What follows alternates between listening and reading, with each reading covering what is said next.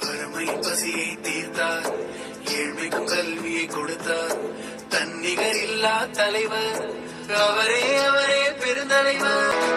நதிகள் மீது அணைகள் கட்ட பசுமை எங்கும் பரவி நின்றது. தொழில் புரட்சியும் வெற்றி கண்டது. நாடே அன்று சொர்க்கமானது. நாளை நோக்கி நடை போடுவோம் பெருந்தலைவரின் பாதையிலே.